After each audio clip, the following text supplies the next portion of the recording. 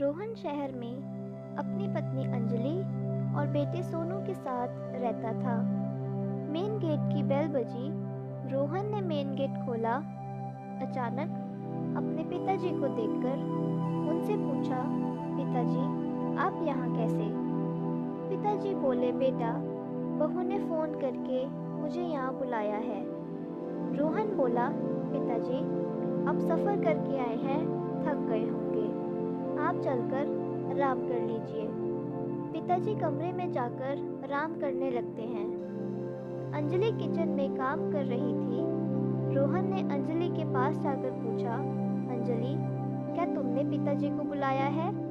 अंजलि बोली, हाँ मैंने ही पिताजी को फ़ोन करके बुलाया है। फिर रोहन ने अंजलि से पूछा, क्यों? अंजलि बोली, तुम तो पूरा दिन ऑफिस में बिजी रहते हो। सोनू को स्कूल ले जाना, सब्जी लाना, घर का सामान लाना, ये सब करना कितना मुश्किल है। मैं दिन भर घर के काम में व्यस्त रहती हूँ। पिताजी गांव में फ्री ही रहते थे। पिताजी यहाँ रहेंगे तो ये सब काम कर देंगे। अंजलि की बात सुनकर रोहन बोला, हाँ पिताजी रहेंगे तो ये सब काम कर देंगे, जिससे हम दोनों को थोड़ा आराम मिल जाएगा। सोनू अब पिताजी के साथ स्कूल आने जाने लगा। सोनू का अब अधिक समय पिताजी के साथ ही बीतने लगा। एक दिन रोहन ऑफिस से गुस्से में आया। घर में टीवी की तेज आवाज़ सुनकर चिल्लाया, टीवी की आवाज़ इतनी तेज क्यों है? बाहर तक आवाज़ जा रही है। रोहन को गुस्से में देख अंजलि आई और बोली, लगता है सोनू पिताजी के कमरे में टीवी देख रहा है। उसने टीवी की आवाज़ तेज कर रखी होगी। मैं अभी जाकर आवाज़ कम कर देती हूँ। आप हाथ मुंह धो लीजिए, मैं आपके लिए चाय बनाकर लाती हूँ। अंजलि चाय बनाकर लाई। एक कप चाय रोहन को देती है और एक कप पिताजी को। पिताजी जैसे ही चाय पीने लगते हैं, तभी सोनू पीछे से दौड़ता हुआ आता है और पिताजी के कंधे पर चढ़ने लगता है, जिससे पिताजी के हाथ से चाय का कप नीचे गिर जाता है और टूट जाता है।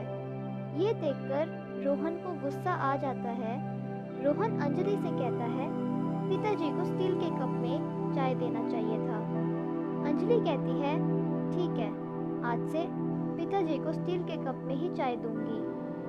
अगले दिन अंजलि टेबल पर खाना लगाकर सबको खाने के लिए बुलाती है। सभी लोग खाना खाने आते हैं। तभी सोनू देखता है कि टेबल पर एक स्टील के बर्तन में खाना रखा है। सोनू कहता है कि मैं उसी स्टील के बर्तन में खाना खाऊंगा। अंजलि सोनू से कहती है कि ये तुम्हारा नहीं है, ये पिताजी का है। लेकिन सोनू जिद करने लगा कि मैं उसी थाली में खाऊंगा। तो रोहन अंजलि से बोला, रहने दो, आज उसे खा लेने दो। कल से पिताजी का भोजन उनके कमरे में दे दिया करो। तभी सभी लोग खाना खाने लगते हैं। खाना खाते वक्त सोनू के हाथ से पिताजी की प्लेट गिर जाती है, जिससे प्लेट टूट जाती है। टूटी प्लेट को देखकर अंजलि बोली, पिताजी आप बिना हद करते हैं। कल आपने चाय का कप तोड़ा और आज प्लेट तोड़ दी। पिताजी आंसू छिपाए हुए बिना कुछ खाए सिर्फ पानी पीकर वहां से चले गए।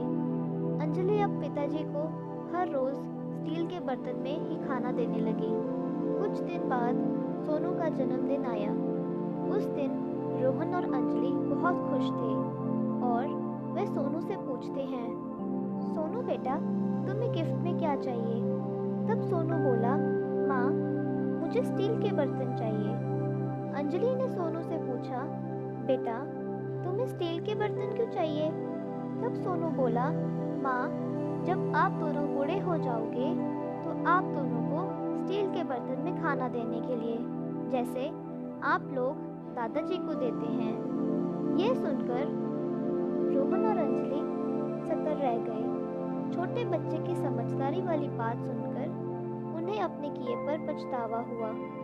रोहन और अंजलि दौड़कर पिताजी के पास जाकर उनसे माफ़ी मांगते हैं। रोहन उन्हें टेबल पर बिठाता है और अपने हाथों से पिताजी को खाना डालकर देता है।